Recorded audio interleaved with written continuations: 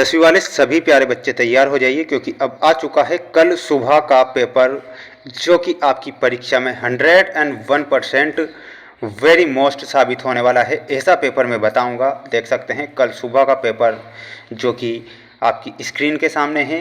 विज्ञान विषय का जितने भी स्टूडेंट्स जुड़े हैं इस वीडियो को अंत तक देखेंगे, क्योंकि ये जो पेपर मैं बता रहा हूँ ये आपकी परीक्षा में छपने वाला पेपर है।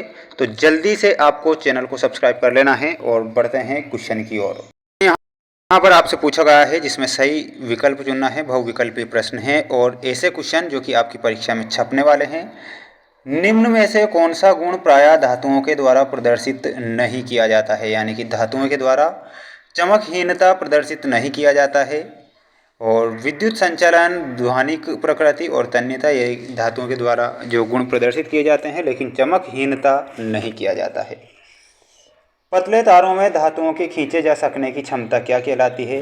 तो पतले तारों में धातुओं के खींचे जा सकने की क्षमता को तन्यता कहते हैं। तन्यता सभी को करेक्ट उत्तर के रूप में याद रखना है। इन प्रश्नों को याद करके ही जाना है, क्योंकि ये जो क्वेश्चन बता रहा हूँ आपकी परीक्षा में आने वाले हैं। ऐसे क्वेश्चन बता रहा हूँ। देखिए, निम्नलिखित में से कौन सा युगल विस्थापन अभिक्रिया प्रदर्शित करता है? तो कौन सा युगल जो कि विस्थापन अभिक्रिया प्रदर्शित करेगा? तो NgNO3 विलयन एवं कॉपर धातु।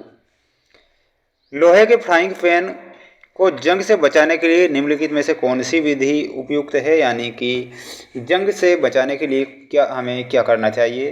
तो जिंक की परत हमें चढ़ाना चाहिए। तो जिंक की परत आपका यहाँ सही हो जाएगा।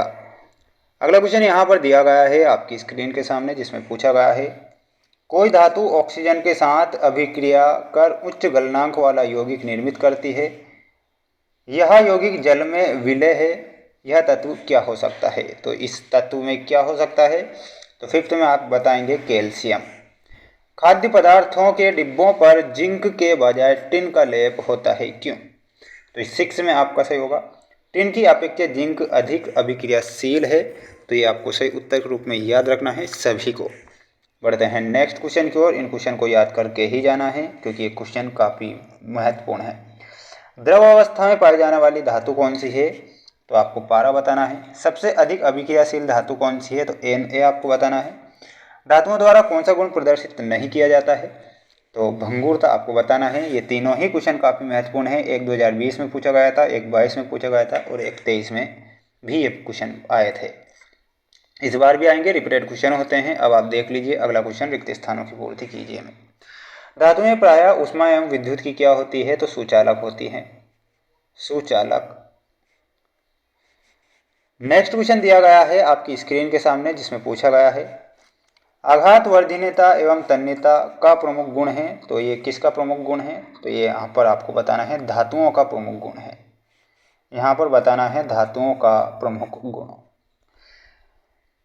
भंगुरता प्रायः किसका गुण होता है? भंगुरता अधातुओं का गुण होता है। आघात वर्धनीयता धातुओं का और भंगुरता धातुओं का, अधातुओं का गुण है।